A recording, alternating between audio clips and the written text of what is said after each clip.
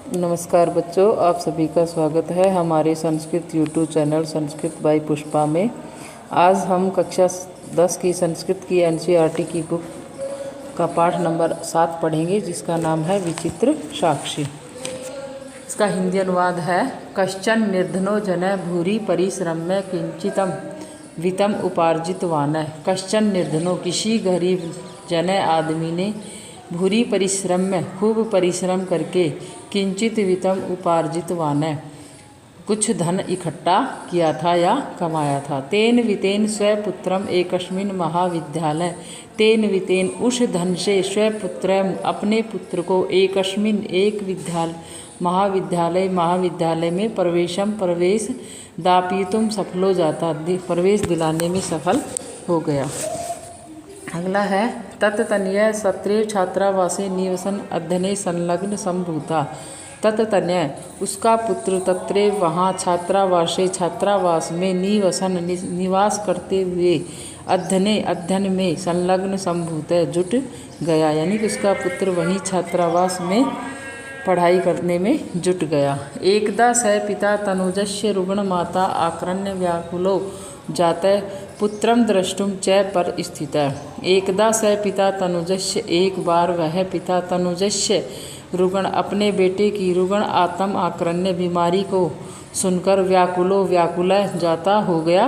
पुत्रम द्रष्टुम, पुत्र को देखने के लिए च प्रस्थिता, देखने के लिए चल पड़ा। परम अर्थ कार्षेण पीड़ित स बसयानम विहाय पदाति रेव प्राचलत। परंतु परम अर्थ कार्षेण, परंतु धन की कमी से पीड़ित दुखी स बसयानम, वह बस को विहाय छोड़कर पदाति रेव पैदल ही चल पड़ा। पदाति क्रमेण संचलन सायं समये अपि असौ गंतवाद दूरे आसीत। पदाति क्रमेण पैदल चलते हुए सायं शाम के समय अपि असौ समय में भी वह गंतव्याद अपने गंतव्य से दूर ही था। निशा अंधकारे प्रसरते विजने प्रदेशे पद यात्रा न सुबाहा। निशा अंधकारे, रात के अंधेरे में, प्रसरते विजने फैले हुए निर्जन प्रदेशे स्थान पर पद यात्रा न सुबाहा, पद यात्रा उत्तम नहीं होती है, यानी कि रात के अंधेरे में फैले निर्जन स्थान पर पदयात्रा उत्तम नहीं है। एवं विचार्य स पार्श्व स्थिते, ऐसा विचार कर वह पास में ही स्थित गांव में रात्रि निवासम, रात में रहने के लिए कर्तुम कश्चित गृहम ग्रस्तम उपागत, किसी गृहस्थी के घर पर आ गया। करुणा परो ग्रही तस्मै आश्रयम प्रायच्छत। करुणा परी उस गृह स्वामी ने उसे आश्रय दे दिया, या दयालु गृह स्वामी ने इसे आश्रय दे दिया। यहाँ दय मिटा हुआ है। विचित्रा दैवगति, भाग्य की गति अनोखी होती है। तस्याम एव उसी रात में, तस्मिन गृहे उसके घर में, कश्चन कोई चोर गृहम अंतरम प्रविष्ट, घर में घुस गया, यानी कि जिस घर में वह अजनबी आदमी गया था, उसी घर में एक कोई चोर घुस गया। तत्र निहिताम एकाम मंजूसाम आदाय पलायित, तत्र वहाँ निहिताम एकाम रखी हुई एक मंजूसाम संदूक को आदाय लेकर पलायित भागा। चोरस्य पाद ध्वनिना प्रबुद्धो अति, चोर शंकया तमन धावत अग्रहणाच। चोरस्य पाद ध्वनिना, चोर के पैरों की आवाज़ से, प्रबुद्धो अतिथि, यानी आवाज़ से जगा अतिथि, चोर संकया, चोर के शक से तमन व धावत, उसके पीछे भागा, अग्रहणाच भागा, और परम तदानीम एव किंचित विचित्रम अघटत, और पकड़ लिया, परंतु अनोखी घटना घटी। चोर एव उच्चे, चोर ने ही जोर से क्रोशितम आरभत, चिल्लाना शुरू कर दिया। चोरो अयम, यह चोर है, यह चोर है। तस्य तार स्वरेण प्रबुद्धा ग्रामवासिने, तस्य तार स्वरेण उसकी चिल्लाट से प्रबुद्धा जागे हुए ग्रामवासी, गांव के निवासियों ने स्वगृहात अपने घर से निष्क्रम्य निकलकर तत्रागच्छन वराकम अतिथिम एव च चोरम मत्वा भर्त्स्यन्। निकलकर वहाँ आए और बेचारे अतिथि को चोर मानकर निंदा करने लगे। यद्यपि ग्रामस्य आरक्षी एव चोर आसीत्, यद्यपि जबकि गांव का सिपाही ही चोर था। तत्क्षणम एव रक्षा पुरुषम तम अतिथिम चोरम अयम इति प्रख्याप्य कारागृहे प्राक्षिप्त। उसी क्षण ही रक्षक ने तम अतिथिम उस अतिथि को चोरो अयम यह चोर है प्रख्याप्य ऐसा मानकर कारागृहे प्राक्षिप्त जेल में डाल दिया। अग्रिमे दिने स आरक्षी चोरा अभियोगे तम न्यायालयम नीतवान। अगले दिन स आरक्षी वह सिपाही चोर अभियोगे चोरी के अभियोग से न्यायालयम नीतवान उसको न्यायालय ले गया। न्यायाधीशो बकीम चंद्र उभाभ्याम पृथक पृथक विवरणम श्रुतवान। न्यायाधीश बकीम चंद्र ने उभाभ्याम दोनों से अलग अलग विवरणम श्रुत्वा अलग अलग विवरण सुना। सर्वं व्रतम अवगत्यम तम निर्दोषम अमन्यत आरक्षिणे च दोषभाजनम। सर्वं व्रत अवगत्य सारा विवरण जानकर स तम निर्दोषम उन्होंने उसे निर्दोष माना। आरक्षिणीम च दोषभाजनम और सिपाही को दोषी। किंतु प्रमाणा अभावात् स निर्णेतु शक्नोत, परंतु प्रमाण के अभाव में वे निर्णय नहीं कर सके। ततो असौ तो अग्रिमे दिने उपस्थातुम आदिष्टवान। ततो असौ उसके बाद तौ उन दोनों को अग्रिमे दिने अगले दिन उपस्थिता में हाजिर होने का आदिष्टवान आदेश दिया।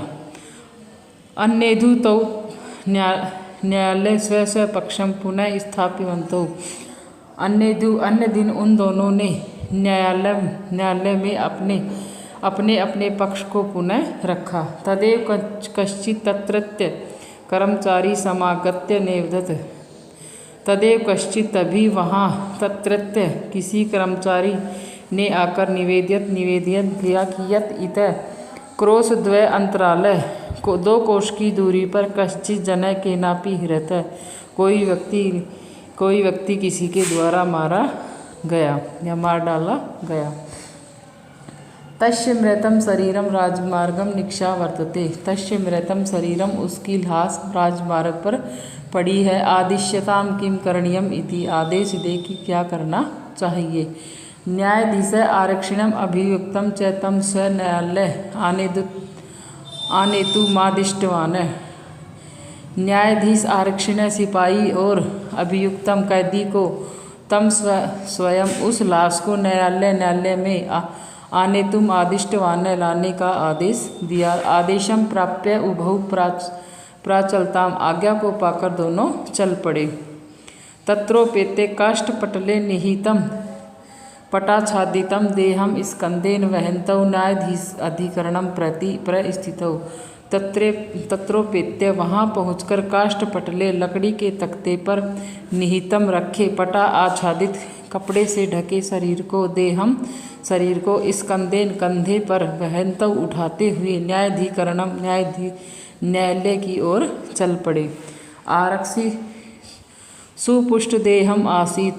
आरक्षी सिपाही मोटे और शक्तिशाली शरीर वाला था। अभियुक्तश्च च अतीव कृशकाय कैदी बहुत पतले शरीर वाला था।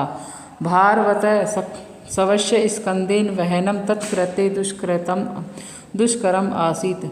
भारवत भारी शवस्य शव को स्कंदेन कंधे से वहनम उठाना तत्कृते उसके लिए दुष्करम आसीत बहुत कठिन था। स भार वेदनया क्रंदंती इसमें वह बोझ उठाने के कष्ट से रो रहा था। तस्य क्रंदनम निशम्य मुदित आरक्षी तम उवाच।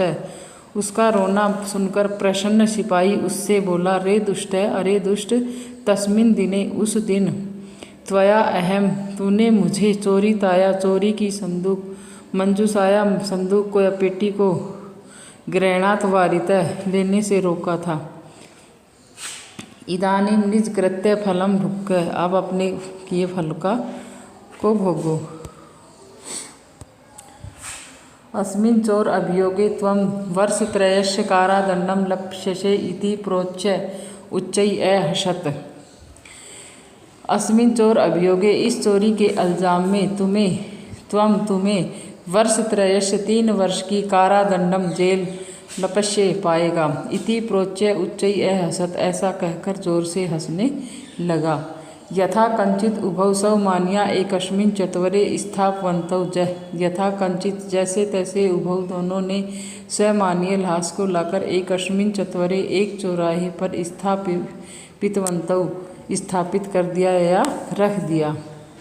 न्यायाधीशेन पुनः अस्तौ घटनाया, न्यायाधीश ने फिर उन दोनों की घटना के विषय में वक्तुम आदिष्टौ बोलने के लिए आदेश दिया। आरक्षिणी निज पक्षम प्रस्तुतवती आश्चर्यम घटत स प्रावारकम सार्य न्यायाधीशम अभिवादय निवेदयति। आरक्षिणी निज पक्षम प्रस्तुतवती, सिपाही द्वारा अपना पक्ष को रखने पर आश्चर्यम घटत आश्चर्यजनक घटना घटी।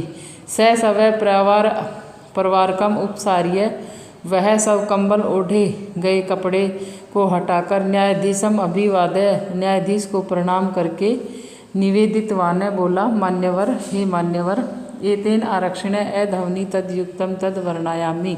इस सिपाही ने रास्ते में जो कहा उसको कहता हूँ। त्वया अहम चोरिताया, तुम्हारे द्वारा मुझे चोरी की गई मंजूषा को ग्रहणात वारिता लेने से रोका गया था। अतः निज कृत्य फलम भुक्त, इसलिए अपने किए कर्म का फल भोगो। अस्मिन् चोर अभियोगे त्वं वर्षत्रयस्य कारादंडम लपस्यसे, इस चोरी के अभियोग में तुम 3 वर्ष के जेल का दंड पाओगे। न्यायाधीश आरक्षिण, न्यायाधीश ने सिपाही को कारादंडम आदिश्य, जेल का दंड का आदेश देकर तम जन्म से सम्मानम मुक्तवान, उस व्यक्ति को सम्मान के साथ छोड़ दिया। एव एतो उच्यते दुष्कारणम अपि कर्माणि मति वैभवशालिनः, इसलिए कहा जाता है दुष्कर्मण्य कर्माणि मति वैभवशालिनः, बुद्धि की संपत्ति से युक्त लोग नीति युक्तम समालभ्य लीलेव प्रकुर्वते, नीति और युक्ति का सहारा लेकर कठिन कर्मों को भी खेल में ही आसानी से करते हैं या कर लेते हैं। धन्यवाद बच्चों। अगली वीडियो में हम इस पाठ के अभ्यास के प्रश्न करेंगे। इस चैनल को सब्सक्राइब करें, वीडियो को लाइक करें और कमेंट करें।